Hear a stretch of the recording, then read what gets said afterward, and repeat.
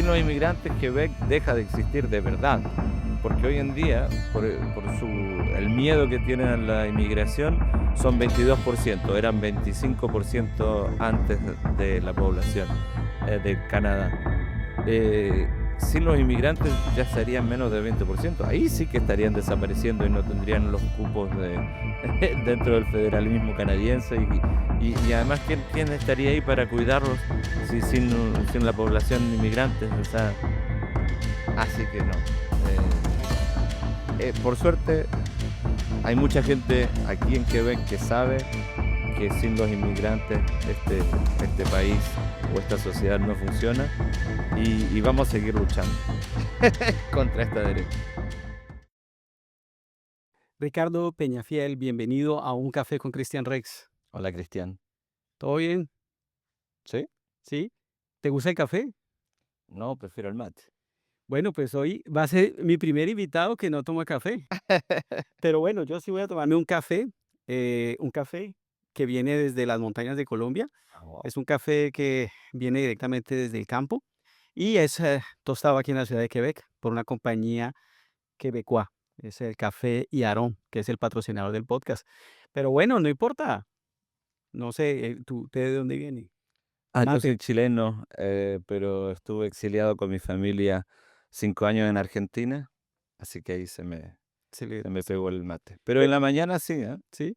Ah, Así bueno, que entonces tomaré lo mañana en la mañana, le daremos un café para que lo por pruebe. favor. Dicen que los que van a Argentina se quedan con el mate, ¿ah? Sí, Se quedan así es. acostumbrados al mate como los que van a Colombia con el café. Bueno, en Chile también se toma mate, y esto del termo me viene también de Uruguay. Tengo familia en Uruguay. Okey, okey. ¿Cuánto hace que estás en Canadá? Y llegué a los 8 años, así que 40 y tantos, 46, algo así.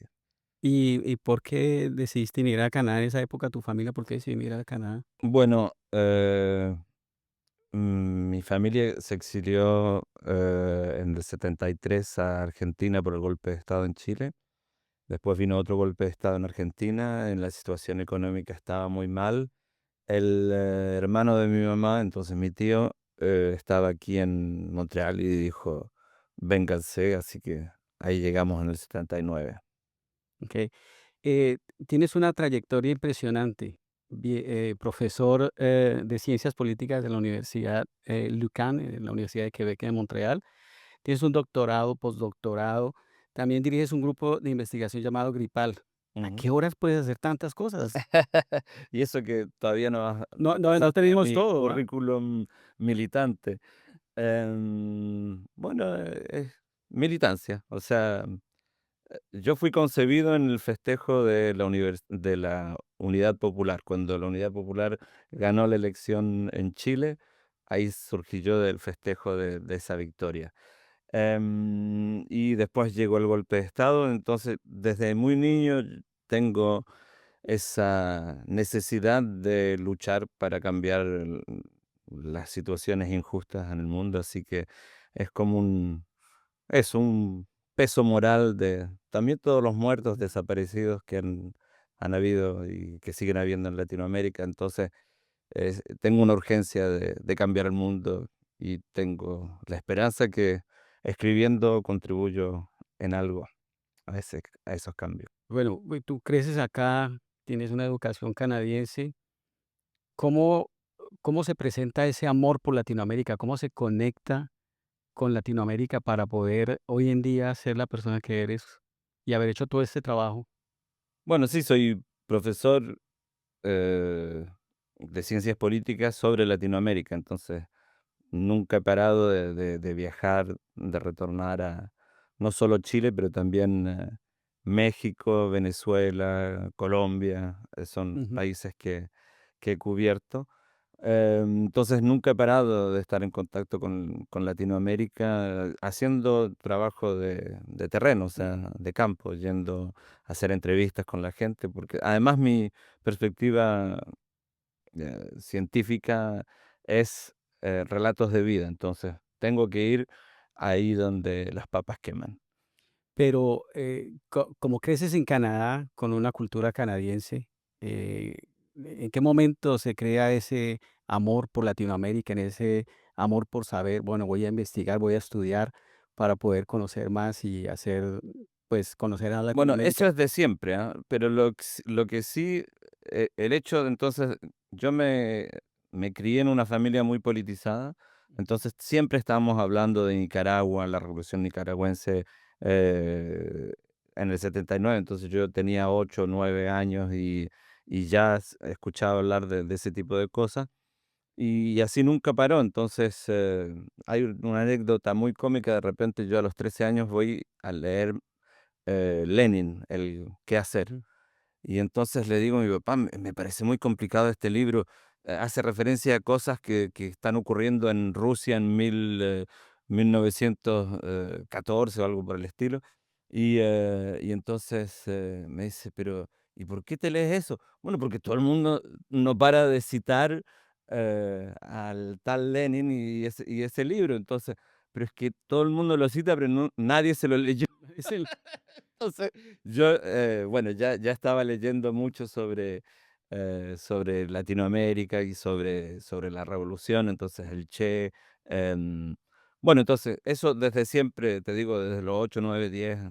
em, y entonces, tal vez la parte más, interesante es cómo me integro yo siendo, monotemático, clavado con cómo cambiar las, injusticias que había en Latinoamérica. En ese momento, era todo el tiempo del terror de Estado en todas partes.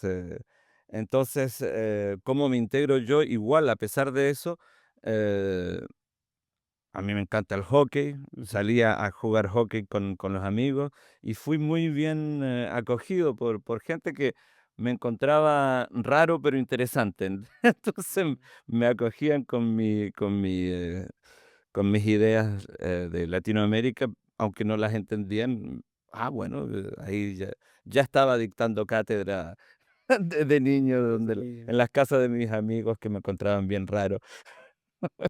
Y después conoces toda la parte, porque en esa época, pues, estás estando antes de entrar a la universidad, cuentas que tienes ese contacto con Latinoamérica, ves todo lo que está sucediendo, por ejemplo, en Chile, lo que sucede en América Latina, en Colombia, Ecuador, en todos esos países.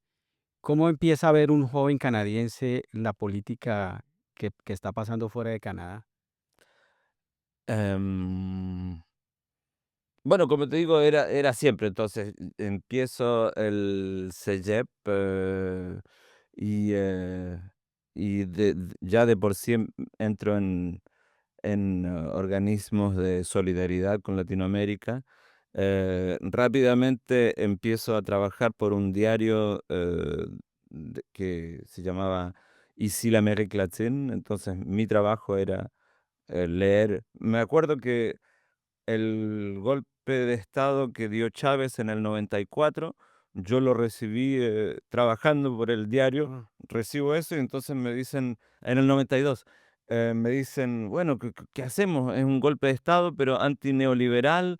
Entonces yo le digo: "Yo nunca le voy a tener confianza a un militar", pero es verdad que el cuento se ve bonito y ahí teníamos que tomar la decisión. Entonces siempre seguí ya después, pero de muy joven, em, eh, con un contacto y un contacto, tenía que analizar y te hablo, en el 92 yo tenía 21 años, pero igual tenía que escribir artículos sobre Latinoamérica, y tomar posición sobre Hugo Chávez antes de que se supiera que iba a ser Hugo Chávez.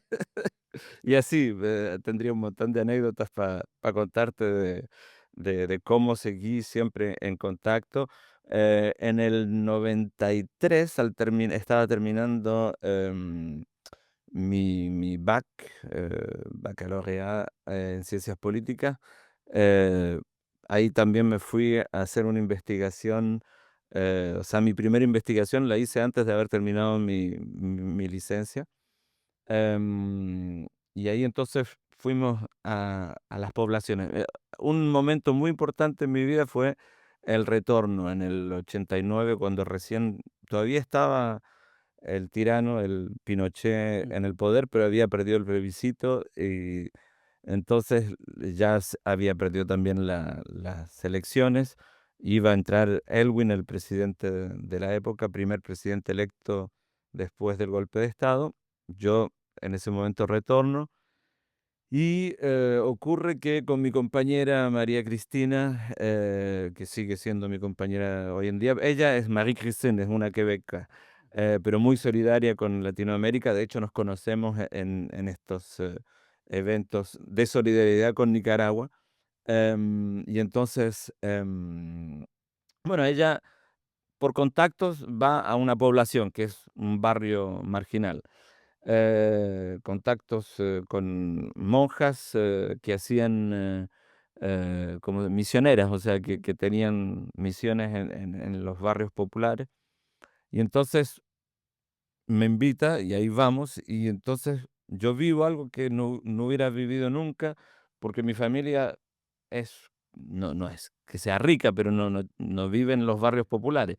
Y entonces ahí empecé a hacer entrevistas para entender cómo y por qué la gente se moviliza. Bueno, en el 83 hubieron las protestas nacionales en las cuales la gente salía a la calle a hacer barricadas. Entonces, intentar entender eso leyendo la teoría, em, sobre los movimientos sociales y también criticando, porque la ciencia no es solo aplicar una teoría y poner la gente en casillas, sino que decir, no, esta casilla no funciona.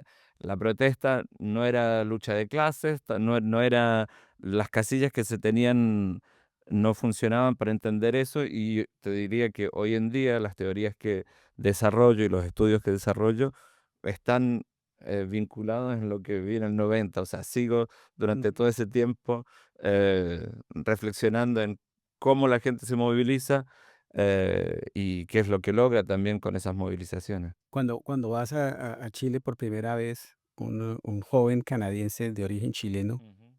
¿cuál fue ese impacto al llegar allá al país y ver todavía la situación política del país? Bueno, una anécdota bien interesante es que me dicen que yo hablaba como abuelita, porque tenía las expresiones de los años 70. Nosotros Ah, había muy poca comunicación en ese tiempo, no existían las redes, entonces uno yo hablaba como abuelita. El impacto fue muy grande, ¿ah? O sea, yo, sobre todo el hecho de haber ido a población, ujú, había tenido la posibilidad de niño de ir de Argentina a Chile en algunos veranos, pero era, como te digo, mi familia con una cierta... Entonces, ir a vivir en poblaciones y también de mochilear, no sé si ustedes sí, dicen sí. eso de viajar por todo Chile a dedo, en tren o en las cosas así. em, Era una pobreza muy grande, que eso no se aprende en los libros. Uno Mm, puede tener mucha teoría, pero la dictadura no fue solo impedir la democracia, el gobierno electo, sino que también había reprimido los sindicatos, las formas de organización de la gente. Entonces la pobreza era el neoliberalismo. mm, Chile fue el laboratorio del neoliberalismo, entonces se le quitó todo tipo de subvención, de derechos sociales, entonces la gente era una pobreza que sí fue bien impactante, que por mucho que yo por los pocos 18 años que tenía, como te digo, llevaba mucho tiempo reflexionando en cómo se daban los procesos de cambios sociales, y eso de estar y además vivir en población. El frío chileno es bastante, el invierno chileno es bastante frío, y me tocó también vivir en población, entonces en barrio marginal en invierno, y olvídate que hubiera cálefono, entonces el agua estaba a 4 grados y de repente tenía la impresión que estaba bajo cero. Y entonces eso de tomar la ducha con agua fría son cosas que te quedan en el cuerpo. Y después cuando regresé aquí a Canadá, me tomaba la ducha fría para acordarme de lo que sufría la gente en su cotidiano. sí, a veces. Esas son las anécdotas de mi retorno a los 18 años a Chile. Bueno, ahora hablemos de Gripal. ¿Qué es y cómo nació exactamente esta idea la idea de crear este grupo? el grupo de investigación sobre los imaginarios políticos en Latinoamérica. Bueno, tienen que ver con lo que te decía, que en mi primer estudio que desarrollé con María Cristina en el 93 era, eh, en ese momento no habíamos desarrollado el método de relatos de vida. Entonces íbamos a hacer una encuesta y le preguntábamos a la gente, bueno, cuál categoría se identifica más. Y, pero por suerte teníamos siempre, después de cada pregunta, quisiera agregar algo, y entonces nos dimos cuenta que los comentarios eran mucho más interesantes que la La encuesta estructura. cerrada. Entonces dijimos, al diablo porque la pregunta cerrada inducía también cierto tipo de pregunta y la gente decía, no, no me identifico en ninguna de esas entonces ya, nos olvidamos de eso y empezamos eh, a hacer investigación sobre lo que la gente piensa, pero una vez que la gente te habló, ¿qué haces con ese material? O sea, tienes que poder interpretarlo. Entonces, ir a buscar teoría y filosofía sobre los imaginarios sociales y políticos. Entonces, era la propuesta, y que sigue vigente, era decir, la ciencia cuando hace ciencia social y política, cuando deduce los comportamientos en función de una teoría abstracta, no es capaz de descubrir nada nuevo, porque ya sabe cómo debería comportarse la gente. En cambio, ir a investigar sobre los imaginarios, es ir a investigar sobre la idiosincrasia, la manera que tiene la gente de representarse el mundo y en función de esa representación, moverse dentro de ese espectro. Así que así surge el grupo de investigación sobre los imaginarios políticos en Latinoamérica y ahí estamos, seguimos con muchas investigaciones, o sea, subvenciones para poder ir a Latinoamérica, para poder también contratar estudiantes que van a ayudarnos a Trabajo de campo. eso. No, a ellos les toca trabajar en la interpretación, o sea, Ah, en recopilar, pero porque la inteligencia artificial se equivoca mucho, no funciona para, para para presentar. transcribir las entrevistas. Después también formarlos a analizar, obviamente, guiándolos. Ujú. No es cuestión de dejarlos hacer el ¿Cuántos trabajo solo. latinoamericanos trabajan en este grupo? Sí, hay varios, hay colombianos, mexicanos, pero también quebequenses, ¿ah? Aquí en Quebec hay mucha gente que se interesa cuando se clava, cuando es solidaria con Latinoamérica, terminan hablando muy bien. Así que no es solo latinos los que nos ayudan, sino que también quebequenses. Hay un grupo que se llama el PASC, Proyecto Acompañamiento y Solidaridad con Colombia. Em, es gente que va a vivir a Colombia en comunidades para también impedir que los paramilitares o el gobierno antes vaya a impedir el retorno. Entonces es como proteger y estar ahí solidario directamente con la gente, y esa gente obviamente regresa con un excelente español y una gran capacidad de analizar, puesto que estuvo viviendo allá. Entonces, no, tenemos una bonita red de estudiantes que colaboran con nosotros. Y cuando los estudiantes canadienses participan en estas actividades, ¿su percepción de América Latina cambia o mantienen el mismo? Sí, sí. Bueno, como te decía, eh, ese es mi currículum académico, pero también a los 19 años, con María Cristina, mi compañera, fundamos un grupo que se llamó Patria, Partenaires d'Amérique travaillant en retour impliqué et actif. Entonces, no sé cómo traducirlo en español, porque partenaire, ¿cómo se dice partenaire? Compañeros, sí, Bueno, sí, compañeros de América trabajando para un como un retorno, asociado. pero un retorno porque era toda la gente que había ido a Latinoamérica. Habían estos proyectos que se le llamaban de cooperación, Ujú. que era más bien de sensibilización. Entonces los jóvenes iban, ponle tú un mes o dos o tres a Latinoamérica y regresaban y no sabían cómo implicarse, habían vivido un choque más que cultural, un choque moral y político al haber visto las desigualdades, y entonces no sabían muy bien qué hacer. Y entonces nosotros rápidamente nos dijimos, bueno, hay que, hay que integrarlos en toda esta red de solidaridad en la cual nosotros ya estábamos integrados. Y entonces funcionó muy bien durante años. A cada vez que regresaban todas estas brigadas de solidaridad o de cooperación, nosotros a llamar a la gente, y éramos como 40 personas que nos reuníamos, y así seguíamos teniendo. Así que, bueno, sí, por ahí también habían maneras de enganchar. O sea, es que eso, la solidaridad con Latinoamérica y con Chile fue siempre muy fuerte. Aquí los sindicatos de Quebec, Ujú. eh, cuando llega el gobierno de Salvador Allende en Chile, se identifican mucho porque tenían un proyecto socialista democrático.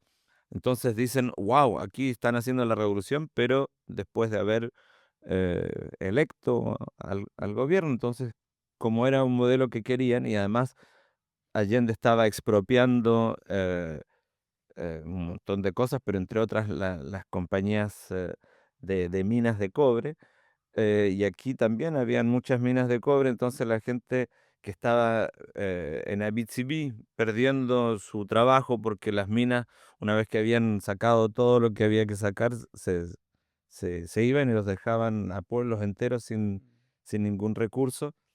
Entonces la gente decía, hay películas, una de ellas se llama Argent des autres, la plata de otros, porque se iban a las minas, y ellos fueron a Chile, regresaron y decían, bueno, la solución es que nos apoderemos nosotros, la clase trabajadora o el Estado, así como lo hicimos con la hidroelectricidad. Ahora nosotros podríamos hacerlo con la minería. Y de hecho, ese proyecto sigue, ¿ah? Quebec Ujú. Solidaire sigue teniendo eso dentro de su programa. Pero entonces ahí llega una gran solidaridad de la gente que venía huyendo de Chile por la represión, el terror de Estado, y ahí empezó una red que rápidamente pasó de ser solidaridad con Chile a solidaridad con Nicaragua, con Salvador, con Colombia, y así.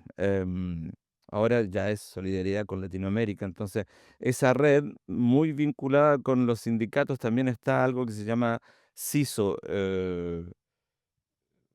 Centre Internacional de Solidarité Ouvrière, Centro Internacional de Ujú. Solidaridad Obrera. Y es todos los sindicatos de Quebec que tienen, eh, eso, campañas de solidaridad con México, con Colombia, con Chile, con Palestina también. O sea, es internacional, no es solo Latinoamérica, pero esa solidaridad siempre estuvo, esas redes siempre han estado muy activas a nivel cultural, a nivel, eso, Ujú. es bastante, es un medio muy bonito que sigue ahí activo. Entonces era por ahí también eh, nos movemos. Con todos esos cambios que ha pasado en Latinoamérica en los últimos años, en la vida política, en la vida social, ¿cómo ha influido la migración latinoamericana precisamente aquí en Quebec? ¿Y cómo ha sido la evolución política sobre toda la Ujú. influencia de los políticos que han llegado? Por ejemplo, tenemos una alcaldesa de origen chileno. Sí. ¿Y cómo ha afectado la inmigración, la vida política de Quebec? Bueno, la inmigración de cuando nosotros llegamos era sobre todo política, porque había este terror de Estado impuesto por Estados Unidos, el Pentágono y lo que se llama la Escuela de las Américas, en las cuales Estados Unidos formó a prácticamente todos los ejércitos de Latinoamérica, aparte del de Venezuela, a la tortura y la lucha contra la insurgencia, pero en la cual se consideraba la población, se llama la doctrina del enemigo interno. Entonces, un ejército en teoría tiene que defender las fronteras contra un enemigo externo que intenta atacarte, pero ahí se considera la población en general.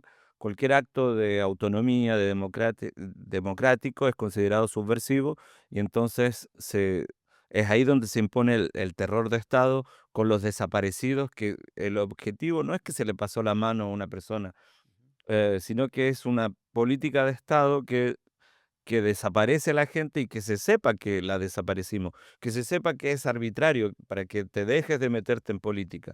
Entonces, ahí obviamente salen decenas de miles de latinoamericanos y llegan aquí. Esa fue una ola de los años 70. Después, y ahí hubo una especie de esnovismo de los históricos que estaban aquí por la lucha y se sentían muy héroes, y llegaban los que venían supuestamente por razones más económicas, pero es que las razones económicas es la consecuencia de las razones políticas y no se puede separar así. Si tú estás sufriendo de hambre, es legítimo también que te vengas. Y además, no era solo que tuvieran hambre, sino que estaban viviendo bajo un régimen militar que hace poco te conté los grados de pobreza, de represión a los sindicatos y a los movimientos sociales. Entonces, yo no entré nunca en esa distinción entre los de los años 70 y los de los años 80. Ya después empieza también a haber una inmigración, ya más una inmigración, no tanto refugiado político, sino que una inmigración. Y sí, obviamente no tienen el mismo recorrido político que la generación de los 70, pero tienen también su aporte y es bien interesante las, bueno, las nuevas olas de inmigración eh, o las nuevas generaciones que están inmigrando ya no son tan por razones políticas, pero igual el hecho de inmigrar tiene un valor político por sí, en el sentido de que es como la política de los pies. Aquí estamos porque también la situación del centro en relación a la periferia es porque estamos explotando el tercer mundo, que tenemos la riqueza que tenemos aquí en el primer mundo. Entonces, que de repente la población que ya no puede más en las situaciones de violencia estructural en la cual se encuentra, porque no es solo pobreza, ¿eh? Es en México cuando hay cientos de miles de desaparecidos, en Colombia también, que está la violencia, y así en toda América, esa violencia es una violencia social y política más que económica. La parte económica es el detalle. Entonces, esa gente es una consecuencia y con su movimiento al llegar aquí está diciéndole al mundo entero, no puedes seguir así, no puedes seguir destruyendo el planeta, no puedes seguir con el extractivismo, con los cambios climáticos, con todo eso, porque las consecuencias... Y bueno, al llegar aquí es toda una política de los derechos humanos. Si yo soy humano, tengo derechos.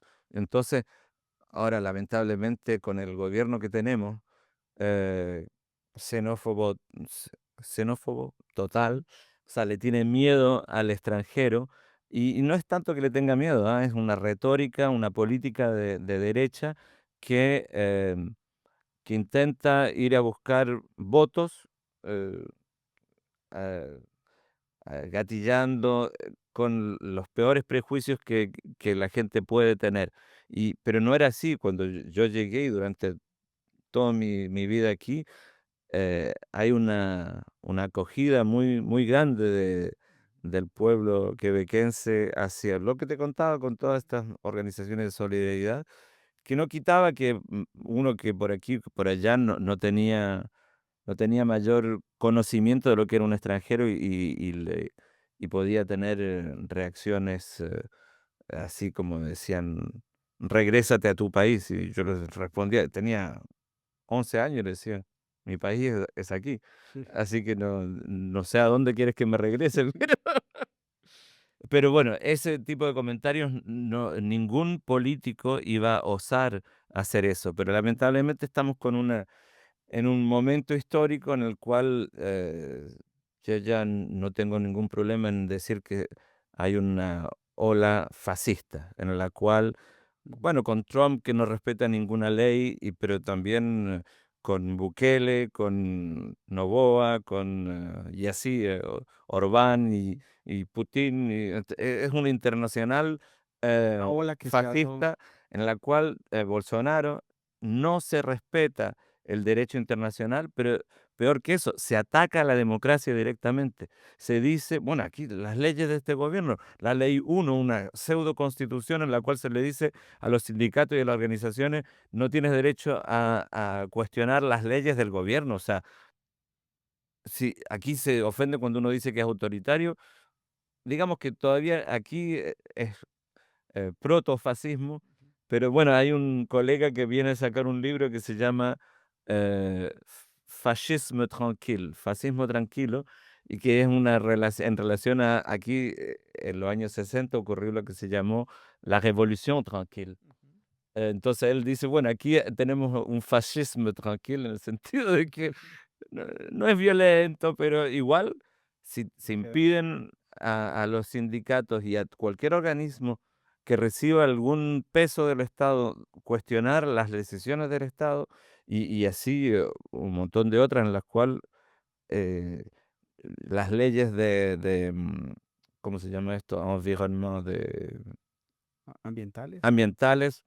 eh, si tenemos una compañía extranjera que viene y que quiere instalarse aquí, se Bien. acabaron las leyes ambientales y además te prohibimos cuestionar nuestra decisión. Algo que me interesaría mucho conocer tu opinión, estos movimientos de izquierda que se dieron en Latinoamérica a través de los últimos 30, 40 años, que nunca tuvieron como ese fruto que se esperaba, que era como una esperanza de los pueblos para poder Ujú. llegar a tener un equilibrio en la vida política de cada nación, fracasaron en muchos países. ¿Y a qué se debe, según tu visión, a qué se debe que haya fracasado?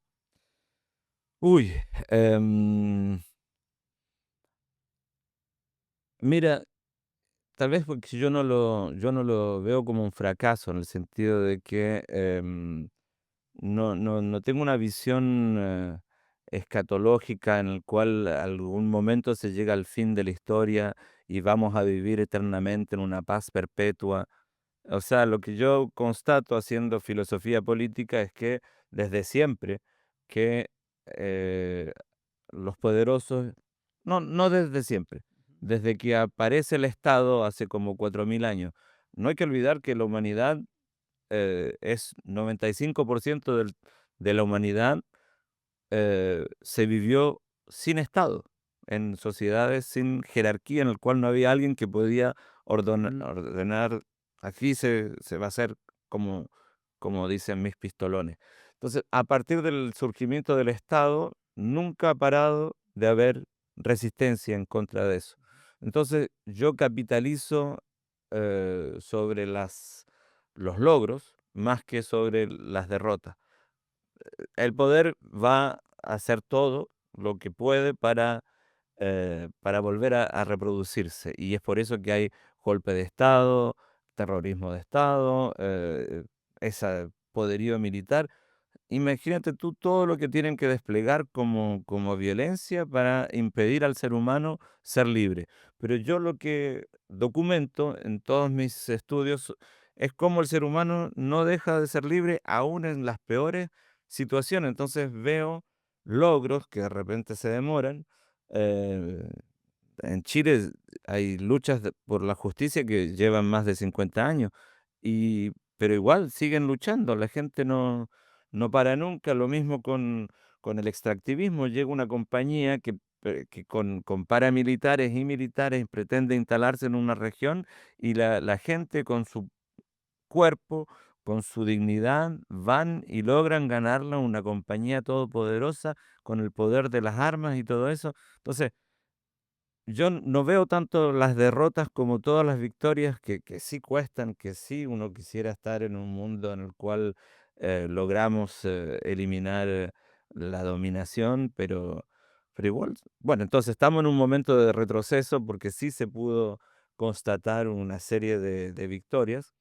El giro a la izquierda que hubo a partir del 98 y también una serie de, bueno, la victoria de Petro en Colombia. Colombia, de Boric en Chile y así, Lula que regresa. Pero ahora con el retorno de una derecha fascista, Ujú. que ya no es solo la derecha liberal de los años 90 y, o sea, excluyo a Fujimori, pero eh, Macri, aún Menem no cuestionaba el Estado de Derecho y la democracia. A partir de Bolsonaro y como te digo, Bukele y Noboa y así, ellos dicen la democracia, el derecho internacional, los derechos humanos nos impiden luchar contra la inseguridad.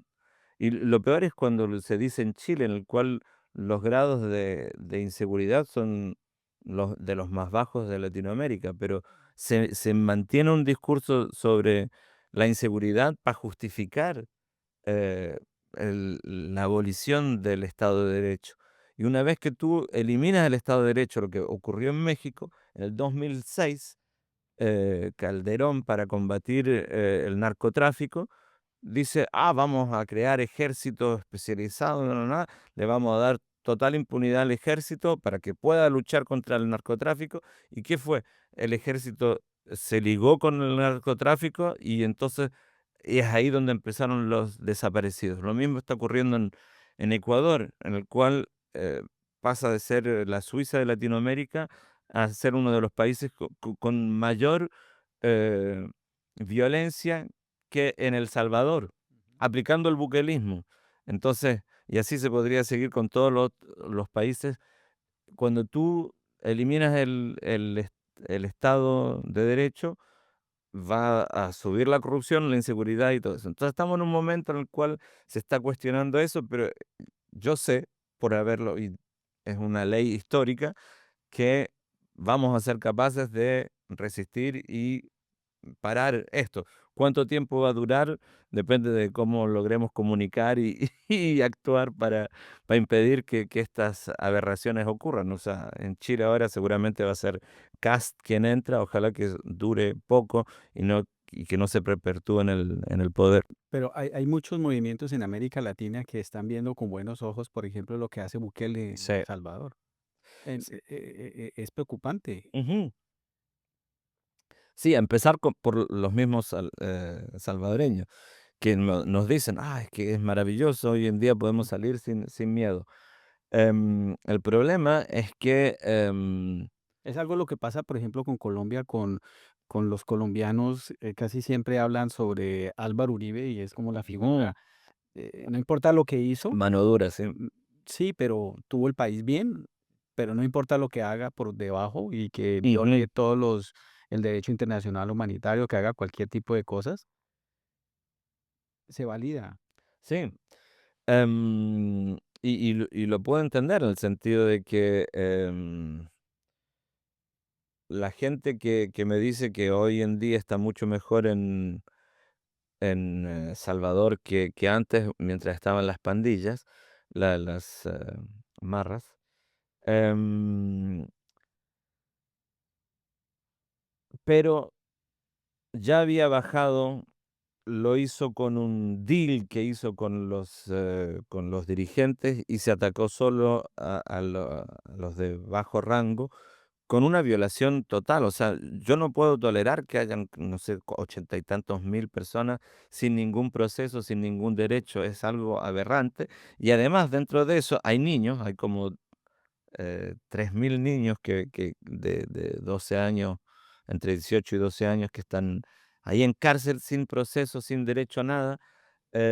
Bueno, ves lo que está pasando en Estados Unidos. Eso no puede haber paz basado con ese Mm. tipo de acciones. Y como te digo, lo más probable, espero equivocarme, pero lo más probable es que va a ocurrir lo que está ocurriendo en México, eh, que el gobierno sea de izquierda o de derecha, el ejército termina por tomar el poder de facto y los grados de corrupción y de inseguridad van a subir. Bueno, y el otro punto es que eh, también se están arrestando y,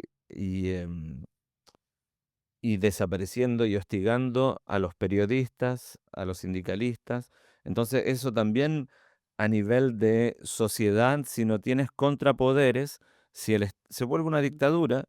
Y bueno, como te digo, espero equivocarme, pero lo más probable es que los grados de inseguridad van a volver a subir y van a ser los mismos militares los que van a estar detrás de, de estas pandillas.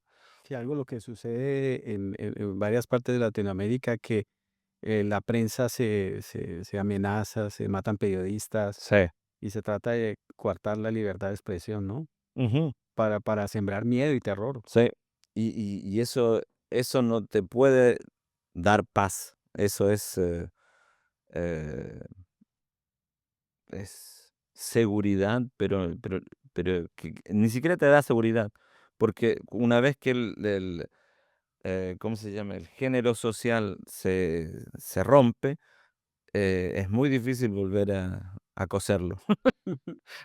¿Y cómo puede la comunidad latina involucrarse más en espacios de reflexión, de investigación, de debates, o análisis de la región aquí en Montreal? Bueno, el Gripal intenta hacer por lo menos 2 conferencias por semestre. Hay muchas conferencias, ¿ah? La comunidad chilena está muy activa ahora en torno a la elección. Em, Eso, existen bastantes espacios de reflexión y de solidaridad. Estoy buscando, pensando en si hay algún lugar que los centralice, pero verdad que ahora que me haces pensar, el año próximo creo una. Eso, hay muchos grupos de solidaridad. Ahora, eso sí, también hay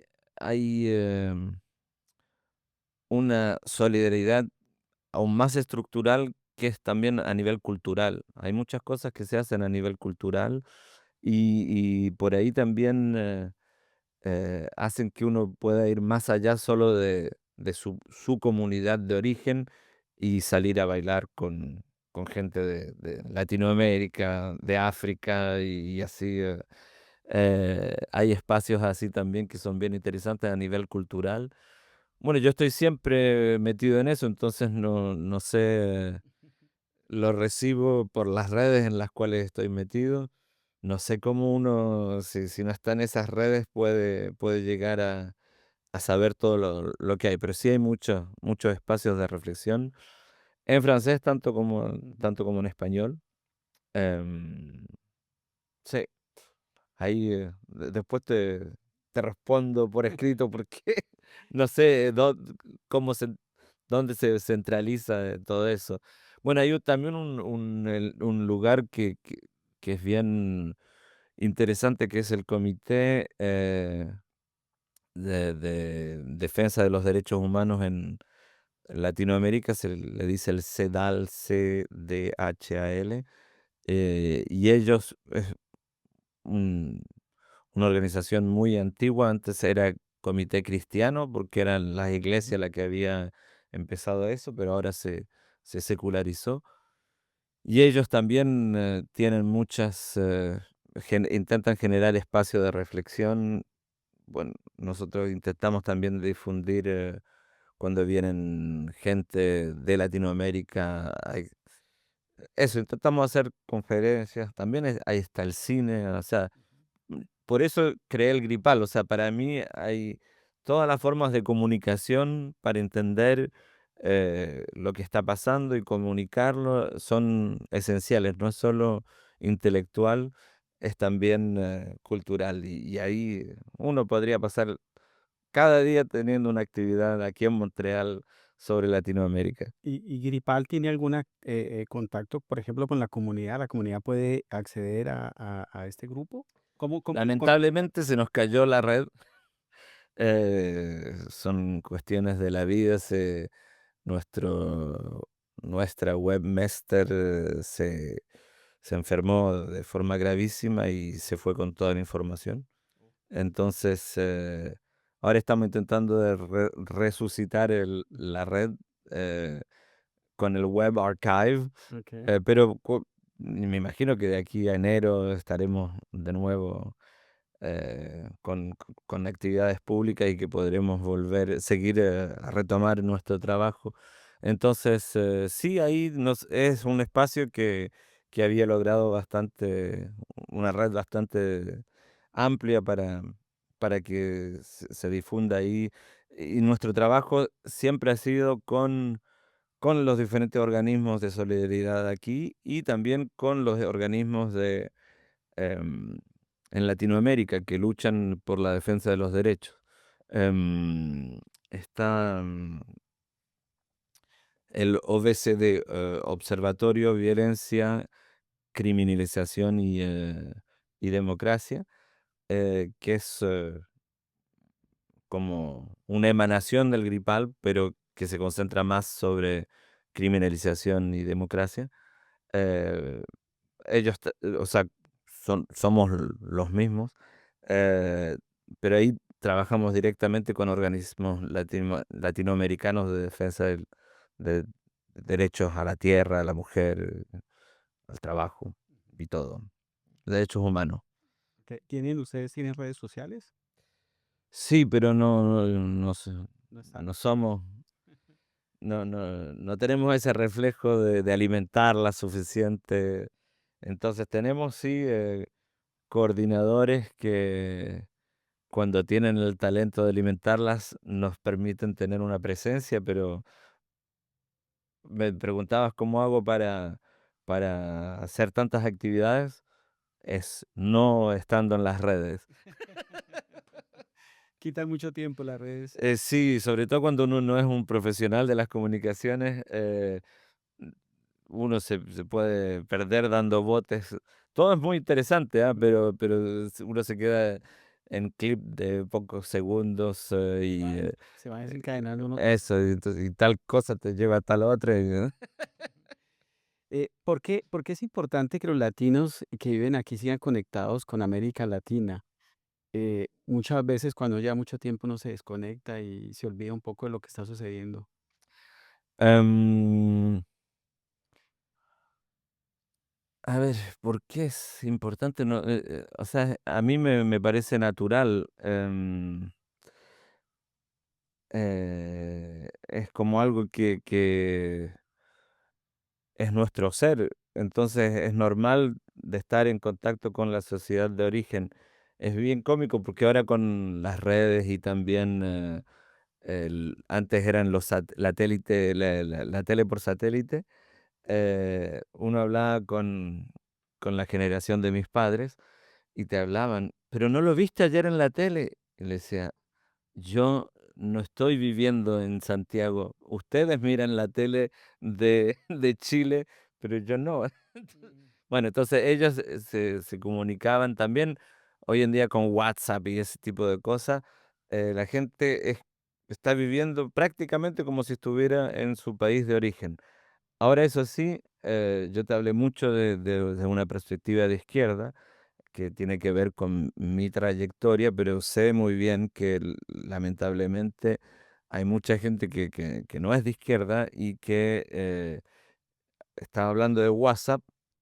Bolsonaro fue uno de los primeros presidentes WhatsApp, en el sentido de Mm, que hoy en día hay estos robots bots que fueron inventados, no sé si inventados, pero muy bien utilizados para mal, pero mm, muy bien utilizados para mal por Putin, que hasta se ha metido China seguramente también ujú. tiene su...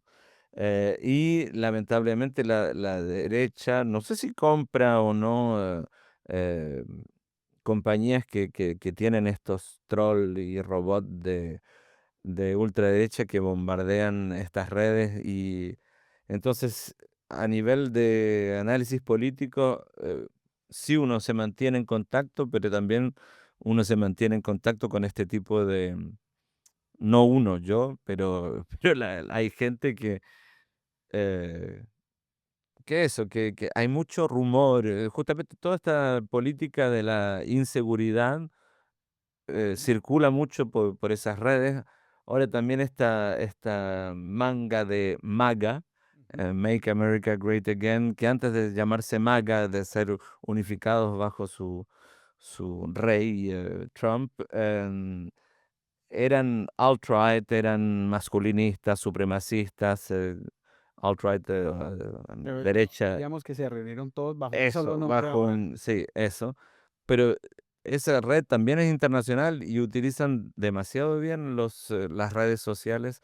Entonces, bueno, es importante mantener el contacto con Latinoamérica, pero también hay gente que mantiene ese contacto con estas redes de ultraderecha que son muy, que dan miedo, que Muy poderosas. sí, sí, sí. Y hablando yo con amigos, y que te cuentan historias inverosímiles, pero que las escucharon en esas redes o las leyeron o qué sé yo, que vienen con clip, que vienen con... Y te hablan de cosas que son falsas, pero que están convencidos que es la verdad. Entonces, bueno, además uno como científico social es como, ok, ¿cómo hacemos ahora para decir que no? Hay cosas que son falsas y hay cosas que son verídicas, y no es que yo solo me interesen las cosas de izquierda y que las Ujú. cosas de derecha son falsas. No es también tengo amigos de ultraizquierda, antiimperialistas que me sacan cosas, que inverosímiles también, o sea, que Maduro ganó la elección, o sea, no, ¿cómo? Que traiga las pruebas y ganó la elección, o que Putin, se está defendiendo en contra de la invasión de Ucrania. Ucrania. O sea, es falso, no es verdad que hay varias verdades, como le dice Trump, verdades alternativas. Esas verdades alternativas no son verdades, son mentiras. Y no estamos en la posverdad. Hay maneras de establecer lo que es verídico y lo que es falso. Y lo que es falso. Por más que uno lo pinte de verdad, va a seguir siendo falso. Desde tu óptica académica, ¿cómo puedes analizar ahora, por ejemplo, esa democratización de las redes sociales, de la información, que cualquier persona con un teléfono ya Ujú. se cree periodista y informa y desinforma? Y muchos gobiernos en América Latina utilizan eso para crear caos y para crear un poco de, de, de- de mentiras alrededor de todo lo que sucede. ¿Cómo ves eso desde la parte académica? Bueno, ¿Qué ya, peligro ya, ya conlleva te, eso? ya te lo estaba comentando. Tal vez, eh, hay varias paradojas, y una de las primeras es que, te hablo de las primeras redes que empezaron a desarrollarse a comienzos de los 90, eran de izquierda, universidades y organismos de solidaridad que se estaban relacionando en redes, y de ahí surge, los zapatistas, que era como el primer movimiento en redes, que tenía su encuentro intergaláctico.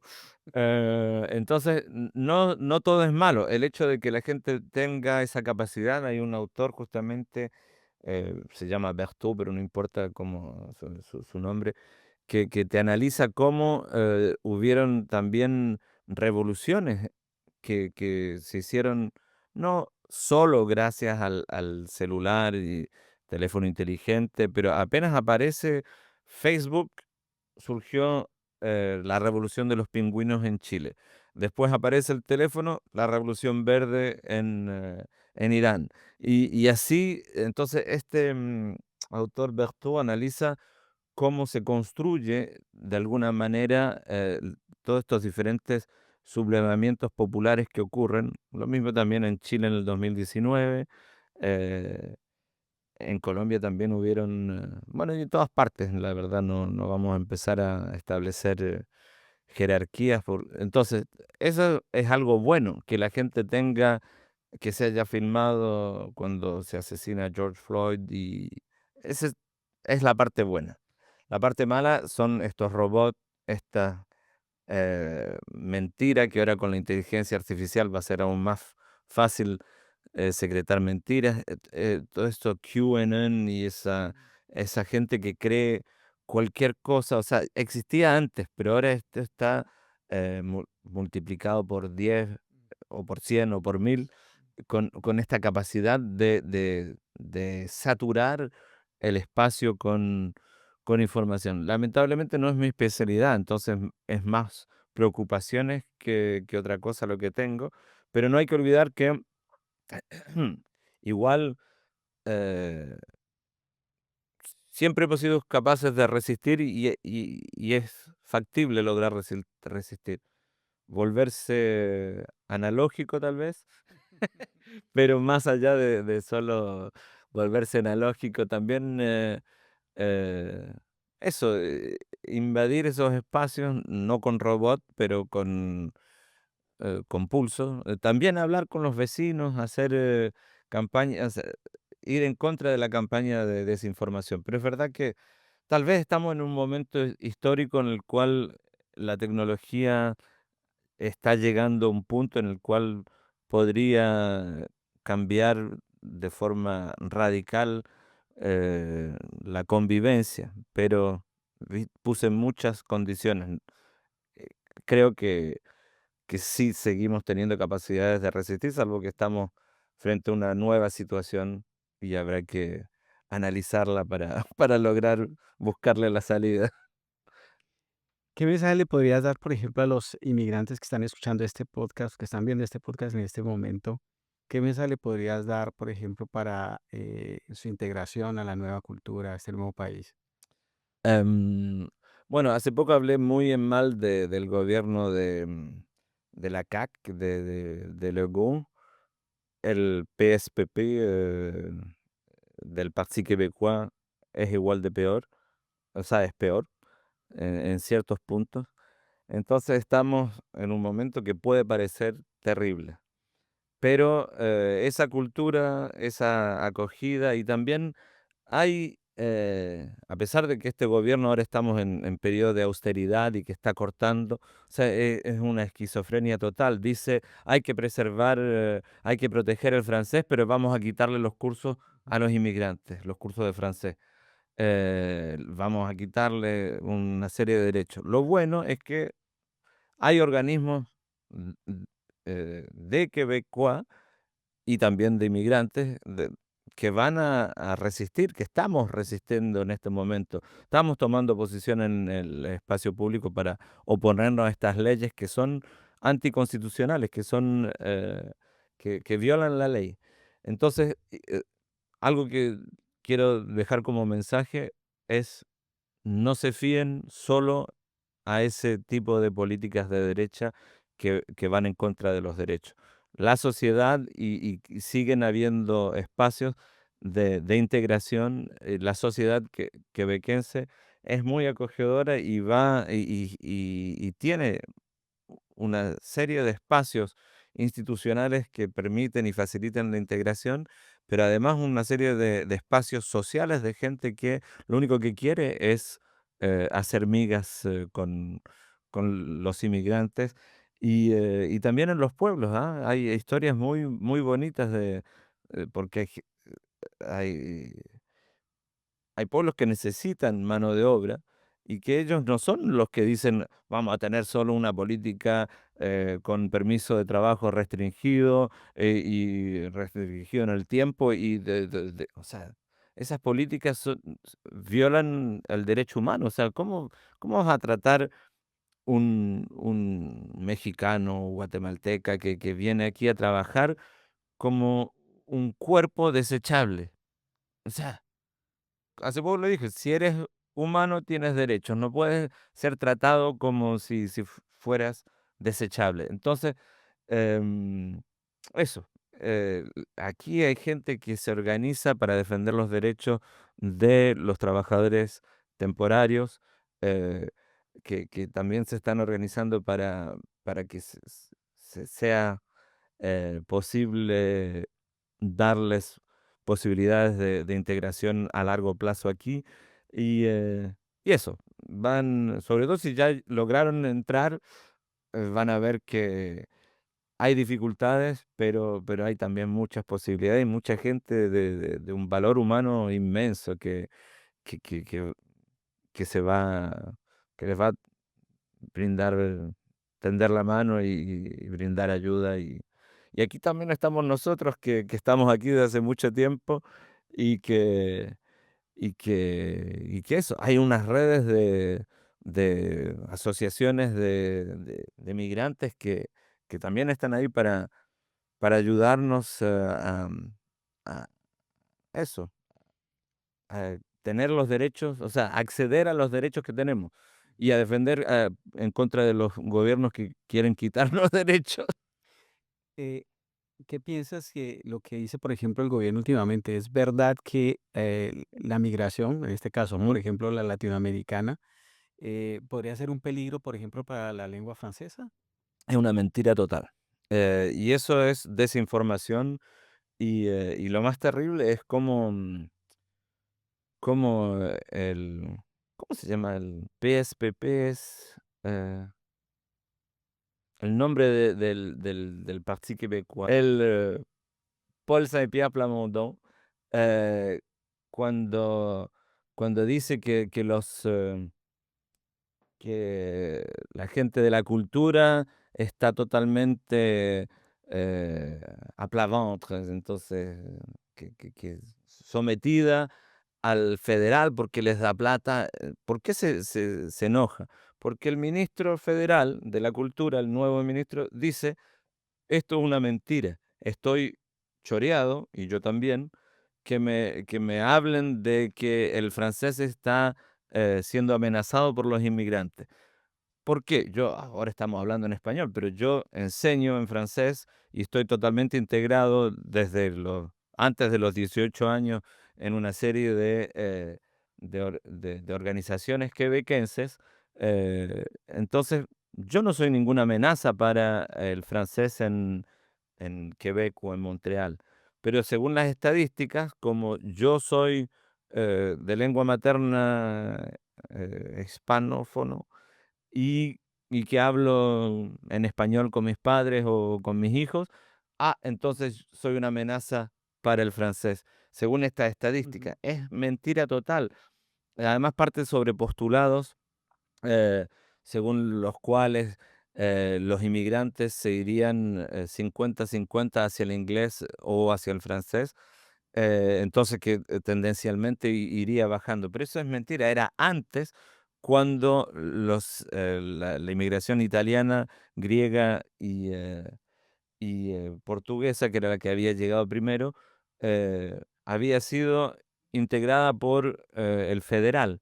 Pero a partir del momento en el que el 76 el Parti québécois establece la ley 101 que obliga a todo inmigrante a mandar sus hijos a la escuela francesa, tendencialmente las estadísticas te dicen hoy en día es 70%. Entonces, es mínimo lo que se va perdiendo. De hecho, en 1971 era algo así como 81% de la gente que hablaba francés. Hoy en día, entonces, 54 años después, es 81%. Y sin embargo, durante todo este tiempo, está lleno de gente que dice, el francés está amenazado por los inmigrantes. Bueno, ¿cómo puedes tener la misma cantidad de francófonos en Quebec después eh, de 54 años, eh, s- habiendo tenido toda esta inmigración? O sea, es una mentira total, eh, manipulada por partidos de derecha que quieren ser electos, eh, manipulando miedos, pero la verdad, no tan solo los inmigrantes no son un peligro para el francés, tampoco son responsables de que hayan dejado de construir alojamiento social desde 1990. El número de alojamientos que faltan hoy en día en Canadá, y es lo mismo en Quebec, es exactamente el mismo número de alojamientos que no se construyeron desde 1990 hasta hoy en día. Eso se llama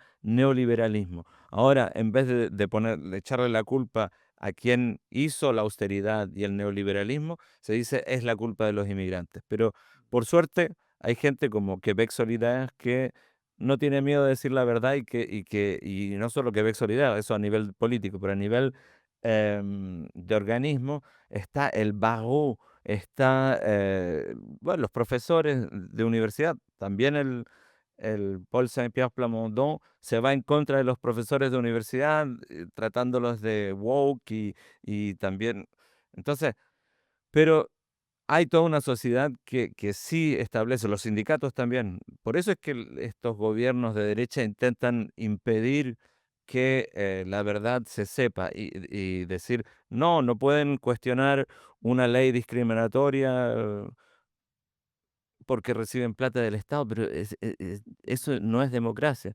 Así que bueno, alojamiento es mentira, lengua es mentira y para terminar, sin los inmigrantes esta sociedad estaría eh, con, o sea, en declive total. Ujú. No es solo no somos una amenaza hacia el francés, eh, sino que somos la única forma que tiene esta sociedad que no tiene suficientes niños para mantenerse con una curva demográfica que le permita ser viable. Sin los inmigrantes, Quebec deja de existir de verdad, porque hoy en día, el miedo que tienen a la inmigración, son 22%, eran 25% antes de la población de Canadá. Eh, Sin los inmigrantes ya serían menos de 20%. Ahí sí que estarían desapareciendo y no tendrían los cupos dentro del federalismo canadiense. Y además, ¿quién estaría ahí para cuidarlos si sin la población inmigrante? O sea, Mm. así que no. Eh, por suerte, hay mucha gente aquí en Quebec que sabe que sin los inmigrantes este país o esta sociedad no funciona y vamos a seguir luchando contra esta derecha. Bueno, ha sido una charla bastante agradable. ¿Viste que el mate El funciona? mate funciona, lo hace hablar. Yo solamente quiero, antes de despedirnos, que le envíes un mensaje a todos los inmigrantes que están recién llegados y que de una u otra manera intentan buscar en esta nueva sociedad un espacio donde integrarse. Entonces, envíales un mensaje a aquellos que nos están viendo por primera vez. Bueno, es que ya lo mandé el mensaje en el sentido de que esta sociedad, por mucho que yo la critique, critico también a Chile, critico a todo el mundo, a todos los estados los critico, pero esta sociedad es fantástica en el sentido Ujú, de que eh, es muy acogedora, también muy viva a nivel cultural y vale la pena ir a escuchar los cantantes del pasado y también del presente. Quebec, em, sí, a nivel francés, colonizó a los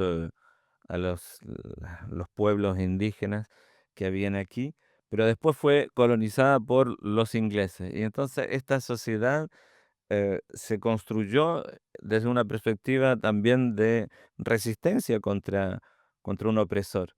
Y cuando nosotros llegamos, esa sociedad estaba muy... eh, por eso tanta solidaridad y por eso...